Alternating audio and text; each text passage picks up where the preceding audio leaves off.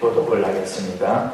오바댜가 가서 아합을 만나 그에게 말하며 아합이 엘리야를 만나러 가다가 엘리야를 볼 때 아합이 그에게 이르되 이스라엘을 괴롭게 하는 자여 너냐. 그가 대답하되 내가 이스라엘을 괴롭게 한 것이 아니라 당신과 당신의 아버지 집이 괴롭게 하였으니 이는 여호와의 명령을 버렸고 당신이 바알들을 따랐습니다. 그런 사람에게 이스라엘과 이스라엘의 선지자는 바알의 선지자 450명과 아세라의 선지자 400명을 갈멜 선지자와 내게로 나오며 아합이 이스라엘의 모든 자손에게로 사람을 보내 선지자들을 갈멜산으로 모으니라. 엘리야가 온 백성에게 가까이 나아가되 너희가 어디까지 둘 사이에서 머뭇머뭇하느냐. 여호와가 만일 하나님이면 그를 따르고 바알이 만일 하나님이면 그를 따를지니라 하니 백성이 말 한마디도 대답하지 아니하는지라. 엘리야가 백성에게 이르되 여호와의 선지자는 나만 홀로 남았으나 바알 선지자는 450명이로다. 그런즉 소아지를 우리에게 가져오려 하고 그들은 소아지 한 마리를 택하여 밖에 떠서 나무 위에 놓고 불을 지치지 말며 나도 소아지 한 마리를 잡아 나무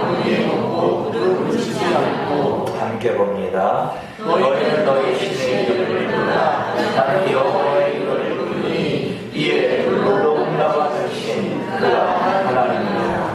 백성이 다 대답하되 그 말이 옳도다 하니라. 아멘. 할렐루야. 우리 옆에 분들과 인사합시다. 참 좋은 게죠. 참 좋은 뻘쭘했어요. 다시 한번 우리 교회 좋은 게죠. 우리의 좋은 교회죠. 예, 옆에 계셔서 행복합니다. 옆에 계셔서 행복합니다. 은혜 받고 갑시다. 은혜 받고 갑시다. 또 은혜 받는 여러분들 되시기를 축복합니다. 아멘.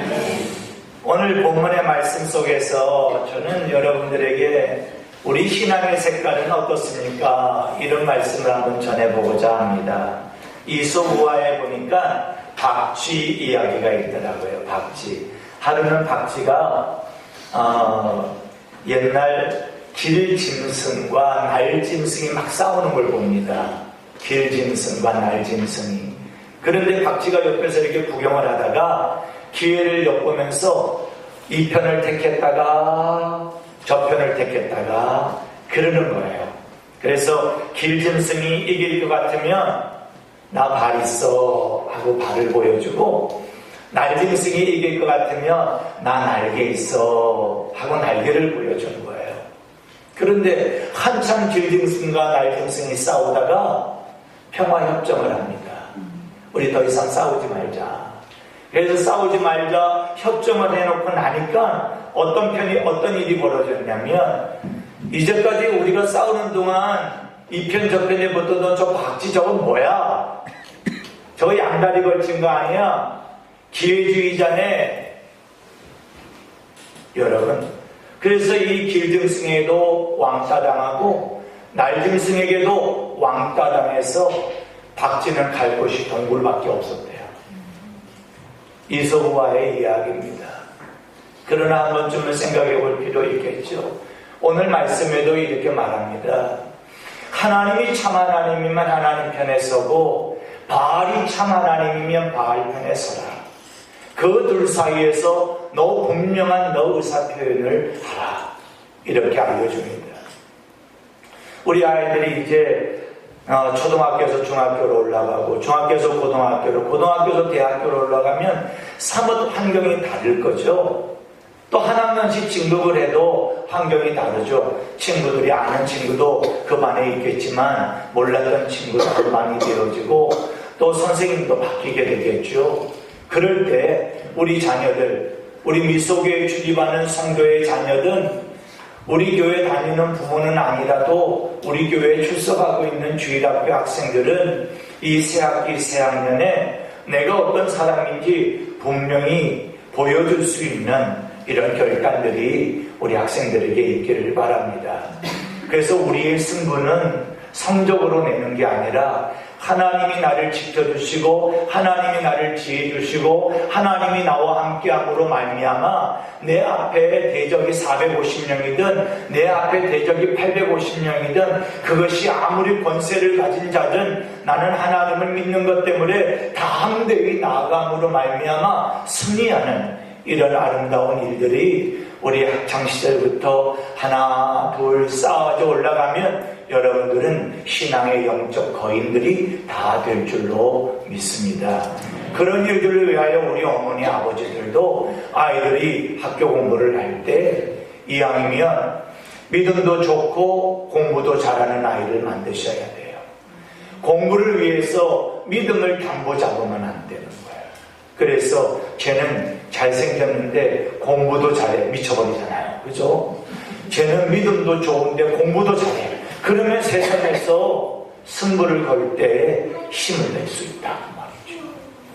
여러분, 공부가 끝이 다가 아니잖아요. 우리 아이들한테 공부할 때에도 우리 부모님들은 기도해야 되고 대화 중에도 나눠야 될 것이 무엇이냐면 아이들에게 내가 왜 공부를 해야 되는지에 대한 비전을 심어줘야 되는 거예요. 그래서 오늘 점수에 쫓기는 아이들이 아니라 하나님이 나에게 주신 비전, 나는 어떤 사람이 되고자 하는 꿈, 그것을 향하여 나아가는 사람이 되도록 키우는 것이 중요하다. 특별히 이 시대에서 가장 중요하게 여기는 것 무엇일까? 가장 중요하게 여기는 것, 이제는 세상이 청결하다, 정결하다, 정직하다, 바르다, 옳다, 그것이 종이장이처럼 힘이 없어져 버린 시대에 살고 있습니다. 내가 어떻게 수단 방법을 다 쓰더라도 내 목적만 이루면 돼. 이런 시대의 경쟁사회 속에 아이들이 내몰리고 남편들이 내몰리고 가정이 내몰리고 있다는 말이죠. 그러면 우리도 하나님을 믿는 사람이 그렇게 수단 방법 다 가리지 않고 동원해야 될 것이냐? 성경은 단호히 말합니다. 안 됩니다. 이렇게 말합니다. 세상이 아무리 그렇게 간다고 할지라도 우리들은 청결해야 됩니다. 우리들은 정직해야 됩니다. 똑바로 가야 됩니다. 뭐로 가도 서울만 가면 되지 그 길 택하면 안 됩니다. 설령 서울에 가지 못한다 할지라도 우리는 똑바로 가야 됩니다. 그것을 성경이 말해주고 있습니다. 거기에는 목사님 그러면 무책임하잖아요. 서울에 도착 못하는 거 아니에요. 다른 사람은 다 서울에 도착하는데 나는 서울에 도착하지 못하면 나호자가 될 거 아니에요. 이런 말을 하는 여러분들에게 주님이 이렇게 말합니다. 네가 바르게 가면, 네가 믿음으로 가면, 네가 정직하게 가면, 네가 사명으로 가면 나머지 내가 채워주지 않겠는가? 나머지 내가 채워주지 않겠는가? 여러분, 신앙의 순결성이 이 시대에 가장 중요하게 여겨지고 있습니다. 교회가 세상에서 빛이 되고 소금의 역할을 감당하는데 가장 중요한 것은 신앙이 청결해야 된다는 거예요. 예수 믿는데 저 사람 깨끗해, 예수 믿는데 저 사람 정직해, 예수 믿는데 저 사람은 아름다운 향기가 나. 이것이 우리에게 이 시대에 필요한 문제라는 거예요. 여러분, 시간이 지나가면 지나갈수록 세상은 더 험해질 거예요. 문명의 일들은 더 높여질 거예요. 거기에서 하나님을 찾을 수 없는 일들이 더 많아질 거예요. 그런 가운데 우리 예수 믿는 사람들이 신앙은 이겁니다 하는 것을 보여줄 것이 없다면 세상의 많은 이들이 우리를 따라올 수 없어요. 교회에 올 수 없어요. 우리 아이들이 세상에서 오늘 이겨낼 수 있는 힘을 얻을 수가 없어요. 신앙생활을 보통 성경은 부부의 생활처럼 표현도 해요. 부부 사이에 가장 중요한 게 무엇입니까? 순결함이에요. 청결함인 거예요. 순결함이 이루어지면 이미 부부는 끝난 것 아닙니까? 하나님과 우리 사이를 이렇게 말해요. 신랑 대신 예수님과 신부 된 우리라. 신앙생활에서 성경은 기가 닳도록 우리에게 말씀해 주시고 있는 것은 하나님은 한 분이신데 하나님 한 분만 섬기라 이렇게 말씀하죠. 10계명 가운데 10개 계명 중에 가장 중요한 첫 번째 계명이 무엇입니까? 너는 나 외에 다른 신을 섬기지 말라 그러잖아요. 하나님의 선민이라고 불렸던 이스라엘 백성들이 왜 망하게 되었을까요? 망하게 된 원인은 정확하게 이야기하면 하나님 외에 다른 신을 섬겼다는 거예요. 우리 학생들이 있어서 말하기가 좀 거시기 하지만 이런 거죠. 내 남편이 있는데 다른 남편을 만난다는 거죠. 내 아내가 있는데 다른 아내를 만난다는 거죠. 그건 깨어질 수밖에 없는 거예요. 여러분, 하나님은 가장 싫어하는 것이 섞이는 신앙인 거예요. 섞이는 신앙. 입술로는 하나님을 믿는다고 하지만 마음으로는 하나님과는 멀게 있다. 그런 신앙을 가르쳐서 회색 신앙이라고 하는 거죠. 마음은 없으면서 몸뚱아리만 여기 있다. 행복할 수 없다는 거예요. 하나님이 축복할 수 없다는 거예요. 마음 따로 행동 따로 살아가고 있는데 어떻게 축복하겠느냐는 거예요. 여러분, 육의 세계에서도 영의 세계에서도요, 회색은 좋아하지 않아요. 분명하게 너의 의지를 표현해. 너 의사를 분명히 표현해. Yes or no. 어떤 거야? 결정해야 되는 거야. 믿을 거야? 말 거야? 하는 것이죠. 여러분, 안 그렇겠습니까? 하나님은 절대 주권자예요. 하나님은 모든 만국의 근원자세요. 이 세상 우주를 다 섭리하고 운행하시는 운행자세요.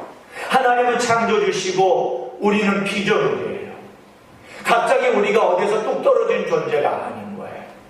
그런데 그 하나님이 기뻐하는 삶을 내가 살지 않는데 그 하나님이 내게 복을 주어야 될 이유가 없다는 것입니다. 여러분, 이렇게 말씀합니다. 여호수아는 여호수아서 24장 마지막 때 오직 나와 내 집은 여호와만을 섬기겠노라. 너희들은 오늘날 하나님을 섬길 것인지 바알을 섬길 것인지 결단하라. 나와 내 집은 오직 여호와만을 섬기겠다. 그것이 오늘 우리의 고백이 되어야 될 것입니다. 아들아, 딸아, 나와 우리 가족은 여호와만을 섬길 거야. 이런 것이죠. 여러분, 오늘 이 말씀을 제가 펼쳐가게 될 때 내 지금 신앙을 점검하고 돌아보시고 여러분들의 신앙이 순결하게 회복되시기를 바라고 하나님을 기쁘시게 하는 신앙 돼서 복된 생애가 되시기를 주의 이름으로 축복합니다. 먼저는 배경을 볼까요? 그 이스라엘의 오늘 본문의 말씀의 배경은 특별히 이스라엘이 남북으로 나누어져 있는데 북쪽을 다스리고 있던 아합 왕이 하나님을 섬겨야 되는데 하나님을 등지고 바알을 섬기는 일이 벌어지게 되죠. 그때 활동하던 선지자가 엘리야 선지자가 되겠어요. 그러니까 이 엘리야 선지자는 그 당시 이 아합 왕이 이방 여인 이세벨이라는 여인을 아내로 맞았는데 이 이세벨은 바알을 섬기는 자예요. 그 여인과 결혼하면서 이세벨이 섬기던 바알을 아합이 믿게 됩니다. 심지어는 어떻게 하느냐면 아합이 자기의 궁정 안에 바알 신학교를 세울 정도예요. 그러니까 바알 선지자들이 거기에서 배출되고 있어요. 바알 선지자 450명, 아세라 선지자 400명. 여러분, 근데 오늘 본문에는 그렇게 850명인데 바알 선지자 450 데리고 와라 이렇게 이야기하는 게 나옵니다. 바알 선지자들은 바알 신은 남신이에요. 아세라 신은 여신이에요. 그래서 이 여신과 남신의 싸움에 있어서 남신을 이기면 여신의 선지자들은 아무것도 아니라. 그래서 엘리야는 오늘 850의 선지자 중에 남신을 따르는 선지자 바알 선지자들 450을 오늘 1대 450으로 싸우는 장면을 보게 되지요. 바알은 도대체 뭐냐?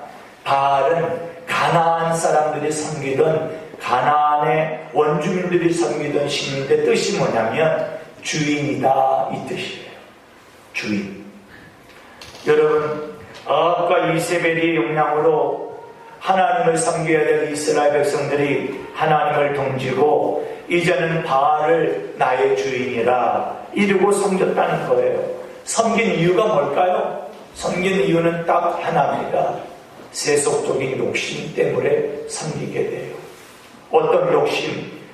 전에 광야에 있을 때에는 하나님이 인도하시는 거로 충분했고, 이제 가나안에서는 가나안의 신을 섬겨야 된다는 거예요. 로컬과 지방신 개념이 있는 것이죠. 여러분, 광야에서는 하나님을 섬기고 가나안에 들어왔으니 가나안 신을 섬겨야 된다. 이러한 이스라엘 백성들의 사상이 자리 잡고 있죠. 혹시 우리는 어때요? 하나님을 믿지만 세상 방식 떠나면 안 돼. 그것이 우리의 모습은 아닌가요? 얼마나 안타까운지요.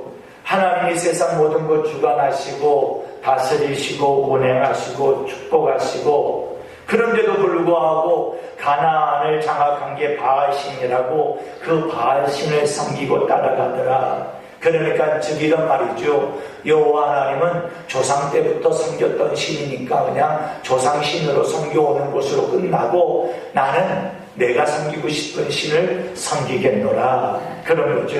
왜요? 현실적으로 가나안 사람들 보니까 옥토라, 먹을 게 풍성하다. 바알신이 어떤 신인가 보니까 풍요의 신이고 농경의 신이라는 거예요. 먹을 것 많이 주고 넉넉하게 주는 신이 바알신이라는 거예요. 중요한 걸 이야기할까요? 그 바알신하고 이 아세라 신이 얼마나 이스라엘의 신앙을 더럽게 만들었느냐면, 그 신을 섬기는 선지자들이 하나님의 전에서 혼용을 하는 거예요. 혼용을 하는 것을 바알이 이렇게 관음 보고 이렇게 성욕이 발동해서 아세라 신 여신을 건드리면 이 땅에 비가 온다. 그렇게 믿고 있는 신앙이에요. 그러니까 하나님 앞에 정결을 외쳐야 될 이스라엘 백성이 하나님의 성전에서 파랗게 온상이 되어버리고 만 것이죠. 있을 수 없는 일이 되어졌는데, 그것이 옳지 않은데도 간 이유가 무엇이냐면, 그래야 풍요의 신이 우리에게 먹을 것을 준다는 거예요. 농경의 신이 먹을 것을 준다는 거예요. 이런 상태에 유일하신 하나님이 그냥 내버려 둘 수가 없죠. 이스라엘에 가뭄을 내리는 거예요. 비를 바알이 내린다고? 그래, 너희들 열심히 성전에서 혼음하면서 섬겨봐라. 비를 내리나? 하고 3년 동안 비를 내리지 않는 거예요. 그런데요, 이상한 일이 벌어졌어요. 비를 내리지 않고 가뭄이 3년 동안 지속되어지면, 아이고 우리가 잘못했구나, 우리가 하나님께로 돌아가야 되겠다, 이렇게 생각해야 되는데, 우리가 바알을 잘 못 섬겨서 바알이 진노했다. 그리고 더 바알을 따라가는 거예요. 오늘 우리들은 어떻습니까? 경제의 가뭄, 건강의 가뭄, 가정의 가뭄, 웃음의 가뭄, 행복의 가뭄, 이런 일이 오면, 아, 내가 지금 신앙생활을 제대로 안 해서 그렇지, 내가 열심히 믿어야 되겠다, 이렇게 마음을 먹어야 되는데, 어떻게 마음을 먹느냐면, 내가 세상에 더 열심히 안 해서 그래, 이렇게 마음을 먹더라는 겁니다. 그래서 하나님이 이번에는 엘리야를 시켜서 비를 내립니다. 비를 주관하고 내리고 농사가 잘 되게 하신 일은 바알이 아니라 하나님이라 하는 것을 가르쳐주기 위해서 비를 내리죠. 그런데 보세요, 이스라엘 백성들은 잘못되면 하나님 탓이고 잘되면 내 탓이라는 거예요. 다른 말로 말하면 잘못되면 하나님 탓이고 잘된 것은 바알을 따르는 내 탓이라는 거예요. 여러분, 여기에서 오늘 본문은 우리에게 결정하라고 알려줍니다. 너 하나님이니 바알이니 그 사이에서 머뭇거리지 말고 결정하라는 거예요. 그래서 바알이 결투를 엘리야가 결투를 신청합니다. 아합왕에게 당신이 데리고 있는 450명 바알 선지자 갈멜산으로 올라와요.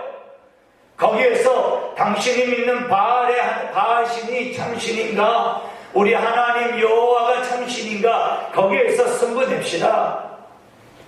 이렇게 결투를 신청합니다. 결투를 신청하기 전에 아합과 엘리야가 입씨름을 합니다. 그 입씨름이 17절과 18절인데 한번 읽어보도록 하겠습니다. 시작.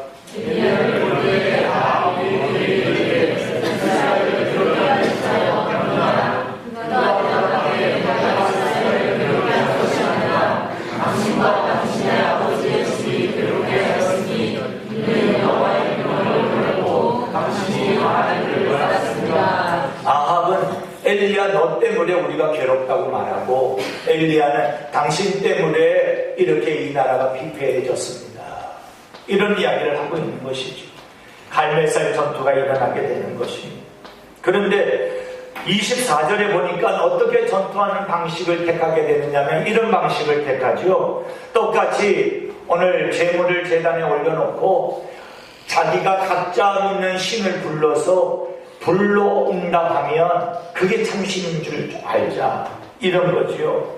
여러분, 여기에 응답하면 그 말이 응답하는 신이 그 신이 옳다. 여러분, 예수 믿는 우리들이 이렇게 담대해요. 예수 믿는 나는 절대로 잘못될 수 없다.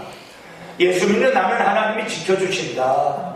예수 믿는 우리 아이들 하나님께서 보호하신다. 이런 거에 대한 우리가 담대함이 있어야 되는 것이죠. 여러분, 이제 본격적인 영적 전투가 벌어지게 되는데 먼저 바알 신을 섬기는 자들이 부르짖고 기도합니다. 그래서 25절에서 29절 말씀에 보면 바알을 섬기는 자들이 자기들의 몸을 이렇게 헤치면서 광란에 춤을 추면서 자해를 하고 주술을 펴면서 하루 종일 바알이여 바알이여 응답하소서 하고 막 외쳐대는데 한번 따라합시다. 꽝 거예요.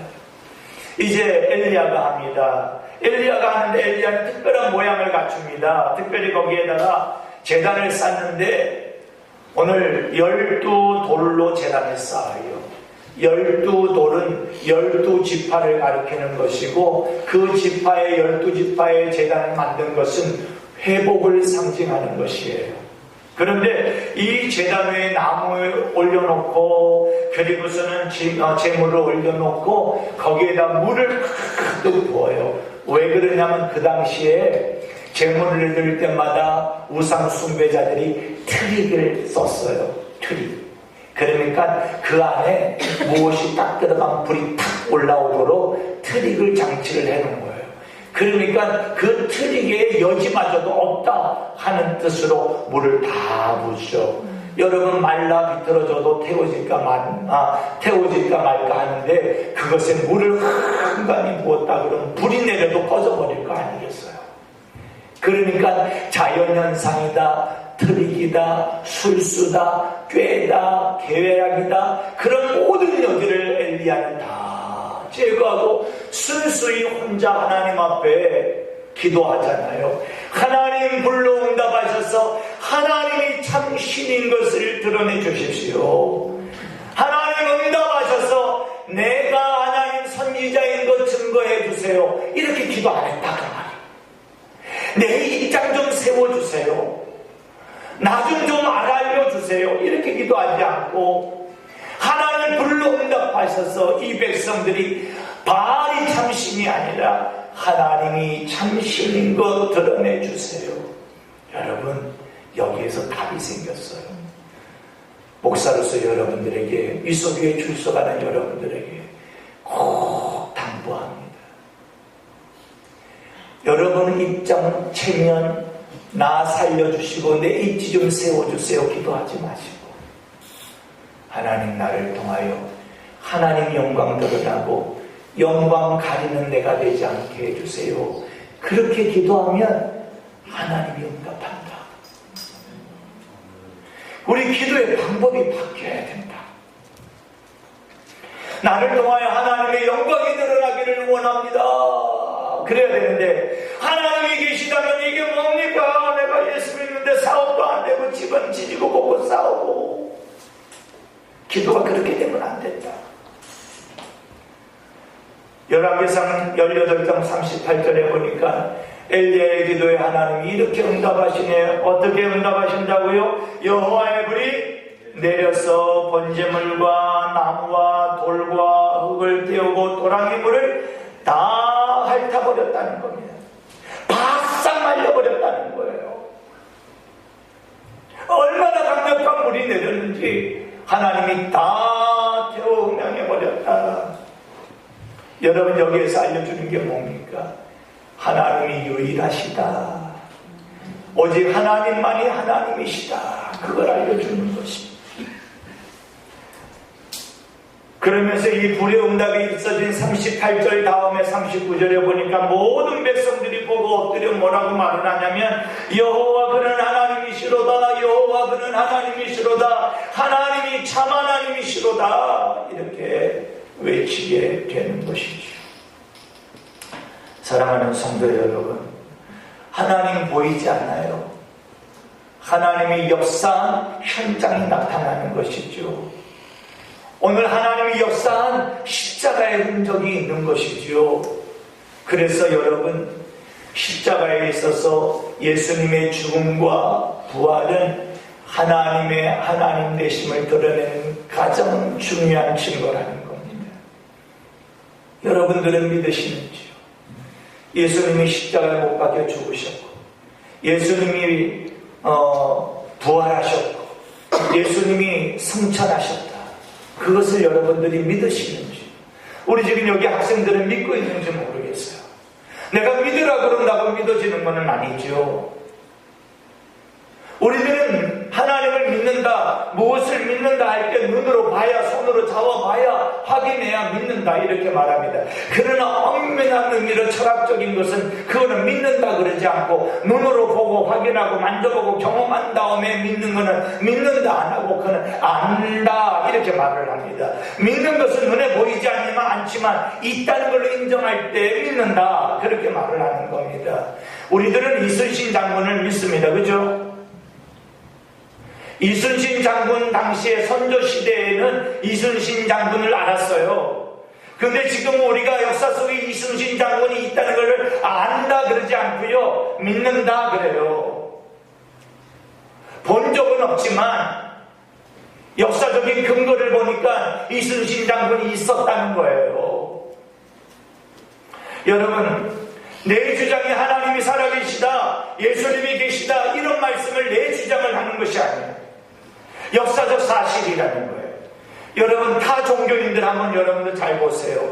예수님이 부활하셨다, 예수님이 탄생하셨다, 예수님이 십자가에 죽었다라고 하는 우리 기독교의 역사적 사실을 부정하지 않아요.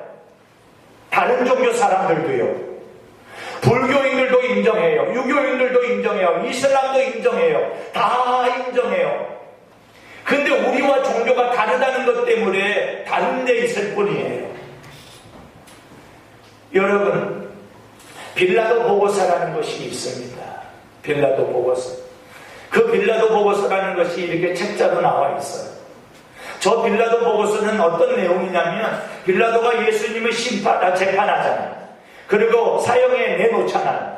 사형하였던 집행관이었던 백부장이 빌라도에게 사형 절과에 대한 보고서를 쓴 것이 빌라도 보고서입니다. 그러니까 저거는 기독교 문서가 아니고 로마 이탈리아의 문서입니다.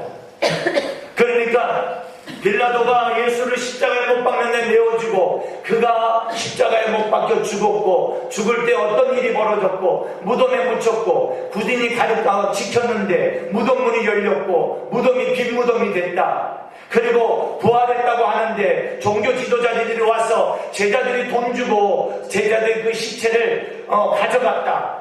이렇게 말해달라고 돈 주고 뇌물 주고 매수했다. 이런 역사적 사실이 기록된 게 저 빌라도 보고서입니다. 저 빌라도 보고서는 기독교인이 쓴 게 아닙니다. 로마 백부장 사형 집행관이 쓴 것입니다. 역사적 사실이라는 것이죠. 이순신 장군이, 여러분, 제가 늘 대화를 들지만 우리 대한민국에 이순신 장군이 있었다. 여러분 보았어요?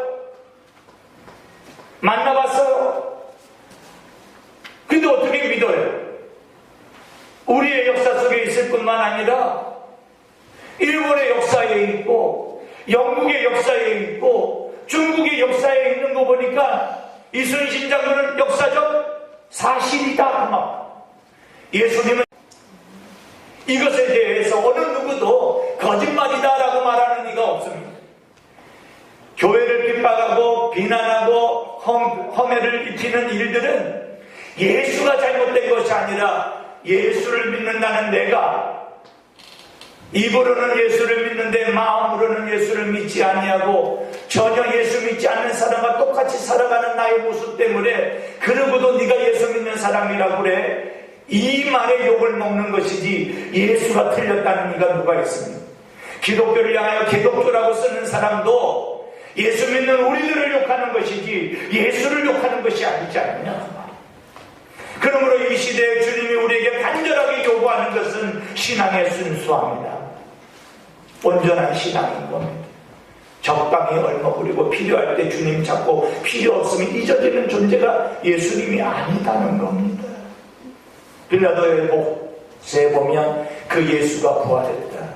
군인들이 지켰는데 세마포만 입고 홀딱 벗겨놓고 오늘 우리로 치면 수의를 입혀놓은 것처럼 두루마리로 이렇게 세마포 천으로 돌돌돌돌돌 감아가지고 돌무덤 위에 올려놨는데 세마포만 비어있고 없더라. 그리고 부활하신 예수가 40일 동안 이 땅에 있으면서 11번이나 나타났는데 한 사람에게만 나타난 게 아니라 두 사람에게도 나타나고 10명 있는데도 나타나게 되어지고 오늘 500여 명이 모여있는 곳에도 나타났다. 그 당시 그 말이 예수가 부활했다 하는 말이 새빨간 거짓말이라고 한다 그러면 그 당시 부활했다는 말을 한 사람들 다음에 맞아 죽었을 겁니다. 그러나 그때 부활의 현장의 증인과 승천의 증인들이 그 자리에 살아 있었다는 거예요. 내가 봤다, 내가 그 자리에 있었다는 증인들이 있었다는 거예요. 그게 역사적인 근거 아닙니까? 그래서 오늘 성경은 말하는 거예요. 엘리야를 통해서 결단하라. 뭐하라? 결단하라. 너 누구를 믿을래? 결단하라는 거예요. 신앙의 결단을 내리라는 거예요. 머뭇거리지 말라는 거예요. 머뭇거리는 거 양다리 걸치는 거죠. 먼저 이야기했듯이 박쥐처럼요. 이쪽에 치겠다가 저쪽에 치겠다. 결국 오늘 따돌림을 당하고 외톨이가 될 수밖에 없는 것이죠. 세상의 혼합주의, 배색주의, 또 우리 하나님은 그런 신앙, 기회주의 신앙, 이런 것은 하나님이 기뻐하지 않는 거예요. 탐심은 우상숭배라 했어요. 탐심은. 여러분 1계명부터 1계명 하나님 외에 다른 신을 섬기지 말라. 쭉쭉쭉쭉쭉쭉쭉쭉쭉 들어가더니 맨 마지막 10번째 계명은 내 이웃의 것을 탐내지 말라 그랬어요. 내 이웃의 것을 탐내지 말라 그러면 그 다음 글에 뭐라고 써있느냐면 탐심은 곧 우상숭배이라 그렇게 말합니다. 그러니까 다시 정리해 봅시다. 1계명, 2계명, 3계명, 4계명 이렇게 순서대로 쓰지 마시고 시계가 돌아가는 것처럼 1계명, 2계명, 3계명, 4계명, 5계명, 6계명, 7계명, 8계명, 9계명 하면 10계명이 곧 1계명인 겁니다. 그래서 하나님의 말씀은 곧 하나다. 예수를 믿으면 우리는 곧 하나다. 오늘 예수 믿는 가정은 곧 하나다. 하나를 둘로 나누는 것은 사단의 역사고 둘로 나눈 것을 하나로 묶는 것은 성령의 역사인 것을 꼭 기억하셔야 하겠습니다. 우리의 성도들에게 있어서 교회의 가정의 적은 누군 줄 아십니까? 아무것도 변화를 꾀하려고 하지 아니하는 나, 그게 가장 무서운 적입니다. 오늘 우리들이 이렇게 말합니다. 보라 이전 것은 지나갔으니 새 것이 되었다. 날마다 우리는 새 것이 되어져야 되는 것입니다. 새 날입니다. 새 봄입니다. 새 학년입니다. 새 학기입니다. 새 계절입니다.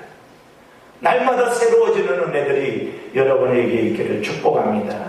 그러면서 이렇게 말합니다. 하나님이 여호와가 하나님이면 그를 따르고 바알이 하나님이면 바알을 따르다 결단하라는 것이죠. 계시록 3장 15절에는 더 나아가서 이렇게 말합니다. 네가 뜨겁든지 차갑든지 결단하라 이렇게 말씀을 합니다. 다시 말할까요? 이제 방황을 끝내라. 한번 따라합시다. 이제 방황은 끝내라. 언제까지 적당하게 교회 다닐 거야? 하는 말입니다. 이제 방황 끝내고 오직 하나님만 믿고 따라가라. 죽으면 죽고 살면 살고 결단하면 하나님이 살리실 것이고 망하면 맞고 망하고 흥하면 흥하리라 하고 결단하면 하나님이 너를 흥케 하리라. 그것이 성경이잖아요. 죽으면 죽으리라 하고 에스더가 나갔더니 죽으면 죽으리라 갔는데 살았잖아요. 그래서 죽으면 죽으리라 다음 편이 뭔지 아세요? 죽으면 살리라. 내가 하나님 앞에 말씀으로 살면서 나를 죽이면 하나님은 나를 세상에 우뚝 세울 건데 나를 살리려고 하면 그 자리는 하나님이 없는 것이. 여러분 이제 졸업식에 이제 대학 졸업식들을 이렇게 보면 이제 학사 가운들을 요번에 제 조카가 졸업을 했어요. 졸업을 했는데 학사 가운을 더 모자 벗어가지고 엄마 아버지 씌워드리대요. 엄마 아버지 씌워드리죠. 내가 똑똑해서 공부 잘하고 졸업했습니다가 아니라 부모님이 나를 여기까지 키워주신 거 감사합니다.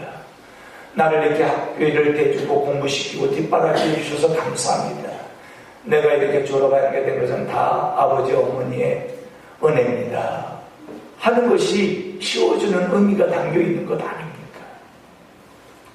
이렇게 하나님 앞에 죽으면 죽으리라 믿음을 가지고 결단하고 나가면 하나님이 보장하는 게 두 개가 있습니다. 그 두 개 알고 싶은 사람만 손 들어봐요. 2분만 전하고 끝낼 겁니다. 첫 번째 보장은 영생입니다. 책임집니다. 여러분 신천지 다니는 사람 만나보신 분 계십니까? 신천지 다니시는 신천지 다니시는 분에게 있어서 가장 큰 핵심은 뭔지 아세요?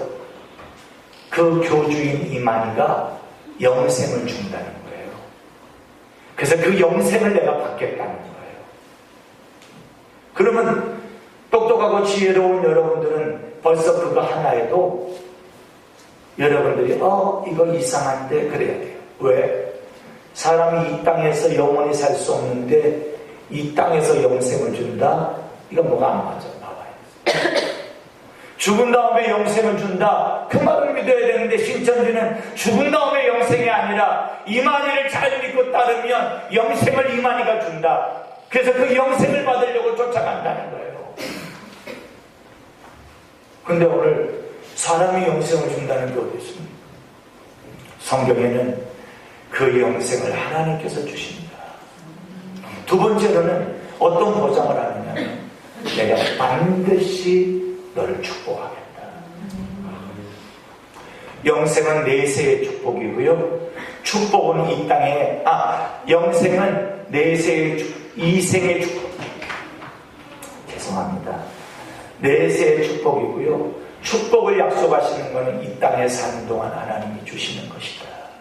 세상 염려하지 말고 하나님 앞에 방해가 되는 것들은 내려놓으면 하나님이 채우신다. 여러분 이제 새학기 우리 학생들도 여기 있죠? 여러분 한번 들어보시길 바랍니다. 기독교 나침반사에서 나온 고딩 파이팅이라는 책이 있습니다. 고딩 파이팅. 이 책은 어떤 내용이냐면 서울대학교에 들어간 14명의 크리스찬 학생들의 이야기가 실려져 있습니다. 서울대학교에 들어간 크리스찬 학생들의 이야기가 있습니다. 한결같이 그들은 뭐라고 말하냐면 신앙생활하는 것이 내 공부에 도움이 됐습니다. 신앙 중심으로 신앙이 중심을 딱 잡으니 내 공부하는 데 힘이 됐습니다. 마음이 편해지고 목적도 생기고 공부하는데 오늘 도움이 힘이 됐습니다. 그 내용 중에 중요한 이런 내용이 있는데 이거 잘 들어보셔야 돼요. 주일날 공부 안 하면 대학 떨어질까봐 주일 공부하는 아이라면 대학 갈 자격이 없습니다. 잘 들으셔야 돼요. 두 말 안 할게요. 주일날 공부 안 하면 성적이 떨어지고 주일날 공부 안 하면 대학을 못 갈 것 같다는 생각 때문에 주일날 고등학교 때까지는 너 주일날 신앙생활하는 거 담보 잡고 대학 가면 가. 그렇게 해가지고 아이가 지금 대학 다니고 사회에 나왔는데도 교회를 안 다니는 부모가 꼭 여기 계신지 모르겠어요. 여러분 생각 한번 해보실래요? 주일날 아이들이 공부를 얼마나 24시간 동안 할까요? 부모가 공부하라고 학원에 보내주면 걔가 얼마나 돈이 아까워 공부할까요? 그거 안 하면, 그거 안 보내면 아이들이 대학 못 갈 거 하고 사회에서 뒤처질 것 같은 아이라 그러면 공부시키면 안 된다 그 말이에요. 그게 고딩 파이팅에 나오는 책의 그런 이야기입니다. 오히려 주일날 하나님 앞에 예배드리고 지혜와 총명과 은혜와 기쁨과 감사를 가지고 한 주간 알뜰하게 시간을 선용하여 공부할 수 있는 아이들을 만들라. 그것이 저 책의 내용이고 여러분이 사서 읽어보시기를 바랍니다. 왜 공부해야 됩니까가 나와 있습니다.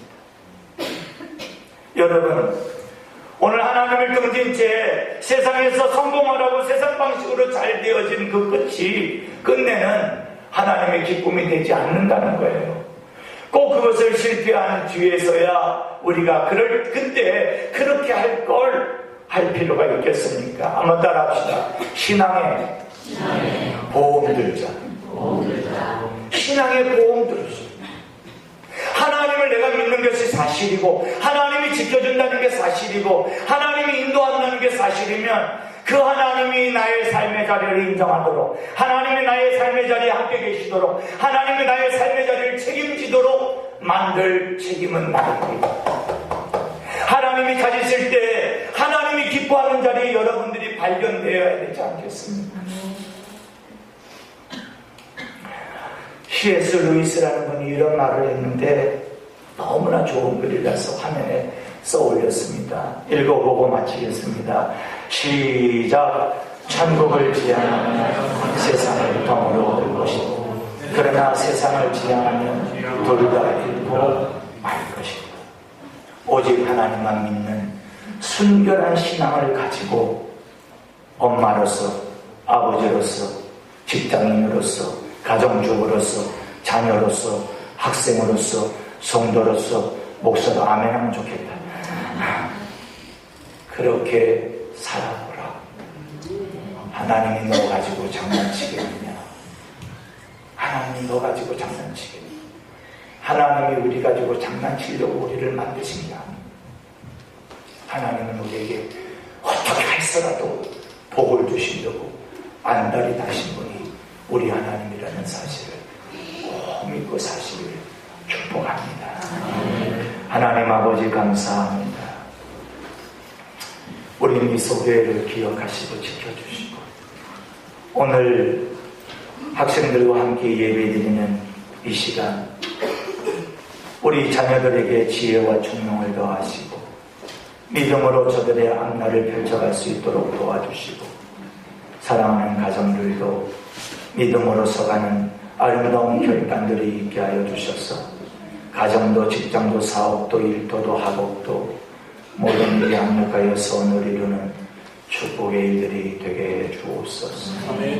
이제는 우리 주 예수 그리스도의 은혜와 우리 하나님의 크신 사랑 성령의 인도위로 충만하시고 온전한 신앙을 가지고 우리 하나님의 뜻대로 살아가 분명한 신앙의 색깔을 가지고 영광 돌리기를 소원하는 사랑하는 성도들 위해와 새학기 새학년을 만나는 자녀들 위해 사업 위에 직장 위에 가정 위에 이제로부터 영원토록 함께 있을지어다.